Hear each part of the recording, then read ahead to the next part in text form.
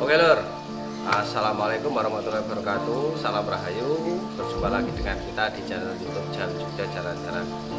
Nah, jadi gini ya lur, di kesempatan kali ini kita akan membahas tentang santet. Santet itu apa dan bagaimana cara menanggulanginya, serta bagaimana trik-trik untuk mengobatinya. Santet adalah upaya seseorang untuk mencelakai orang lain dari jarak jauh dengan menggunakan ilmu hitam ya lur ya. Santet biasanya sering dilakukan oleh orang itu ada 3 hal lur, karena harta, tahta, asmara. Nah seperti itu lur. Jadi santet ini biasanya bisa dilakukan sendiri di rumah, bisa juga menggunakan jasa dukun. Terus bagaimana caranya untuk mengetahui kita terkena santet atau tidak? Itu sebenarnya sedikit mudah ya lur ya. Gini, dan pesan saya ini buat sedulur-sedulurku semua, ini jangan terlalu sedikit-sedikit menganggap semuanya itu adalah santet. Karena kenapa ya lur ya? Banyak oknum yang nanti bisa memanfaatkan kesempatan tersebut untuk menjadikan suatu penyakit atau jenengan yang sebagai sedang depresi itu dianggap sebagai santet gitu loh. Jadi jenengan harus bisa mengetahui semisal contoh asam lambung ya lur ya. Asam lambung, penyakit asam lambung ini adalah penyakit medis, tapi di sini sering sekali dikaitkan dengan yang namanya dengan penyakit santet seperti itu, karena asam lambung ini mempunyai ciri-ciri yang sama seperti santet itu lur. Jadi misal katakanlah sakit di waktu jam yang sama, misal katakanlah jam 9 malam sakit, nanti sampai jam 3 pagi, terus siangnya sudah normal kembali seperti itu, dan terus berulang-ulang, keringat dingin, pusing, mau muntah, sesak nafas, jantung sakit. Nah seperti itu sebenarnya adalah asam lambung.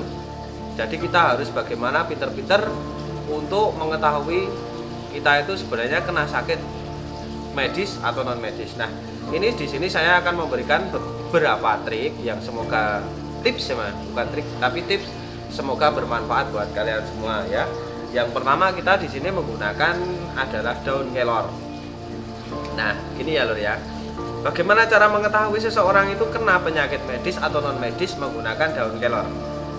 Jadi daun kelor ini kalau orang biasa ini nanti mengunyahnya dia akan merasakan pahit, getir, pedes atau hambar gitu loh. Namun apabila orang itu terkena santet, guna-guna, pelet dan lain sebagainya, dia akan merasakan manis mengunyah daun ini. Silahkan dicoba ya lur ya. Jadi jenengan mencari yang sama, bentuknya yang sama dan warnanya yang sama. Nanti kita akanlah ada 3 orang mengunyah seperti itu. Nanti bagaimana rasanya setiap orang. Ini yang pertama. Terus yang kedua kita menggunakan, nah ini lur, kita bisa menggunakan kopi.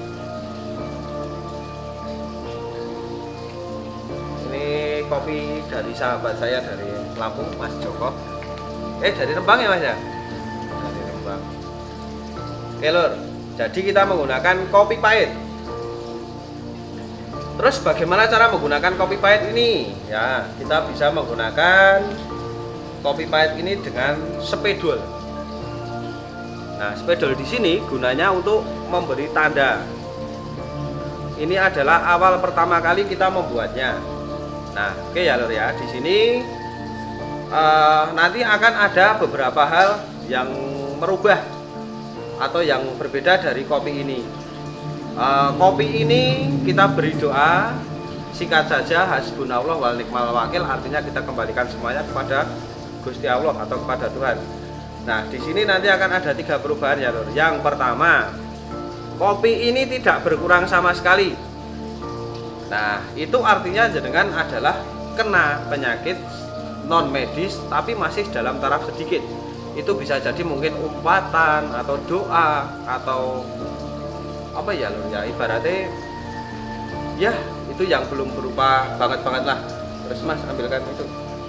Nah, terus yang kedua, berkurang sedikit.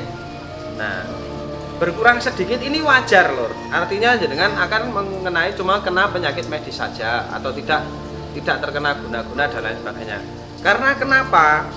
Kopi pahit ini dia akan menguap atau mengendap gitu loh. Jadi dalam artian Kalau cuman berkurangnya sedikit itu sangat wajar. Oke ya lur ya. Tapi misal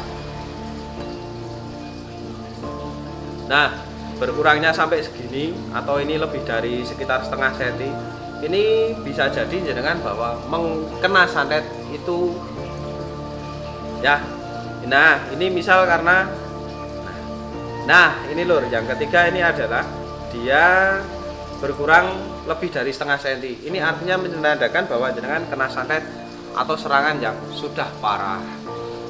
Nah, oke ya lur ya, di situ itu dengan kopi pahit. Nanti kopi pahit tersebut dengan doakan hasbunallah wa ni'mal wakil, bisa ditaruh di tempat usaha, bisa ditaruh di tempat tidur atau di rumah.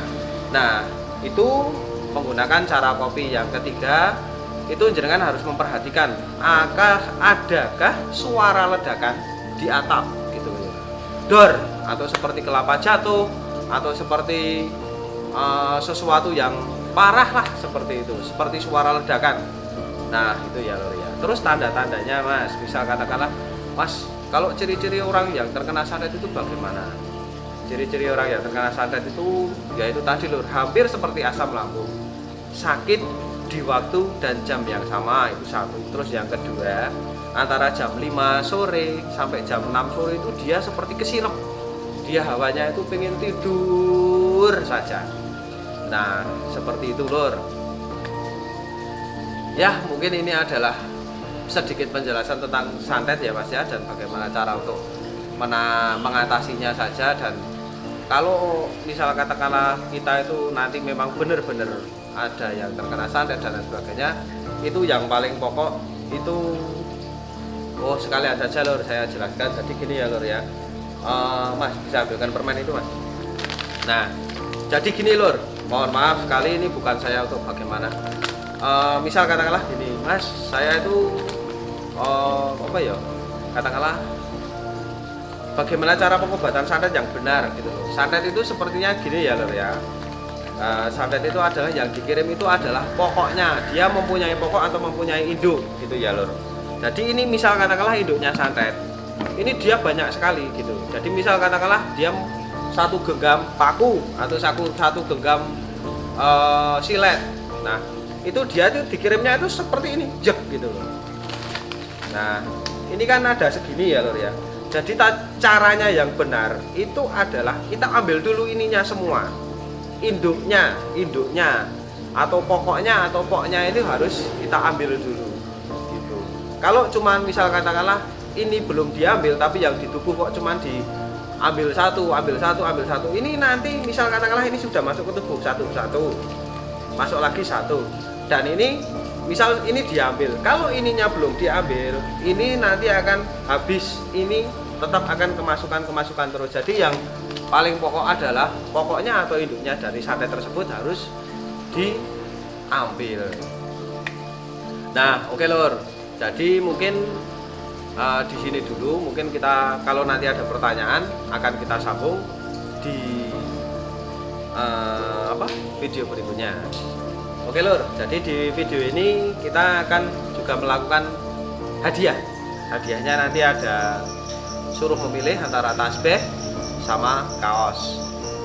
Nah itu jadi di sini lur, pertanyaannya sebenarnya ini bukan pertanyaan ya lur ya, ini mungkin saya di sini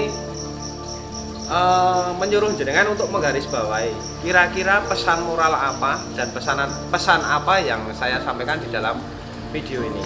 Udah itu aja lur. Oke lur, sampai di sini dulu. Tetap semangat, tetap selalu berpikir positif thinking.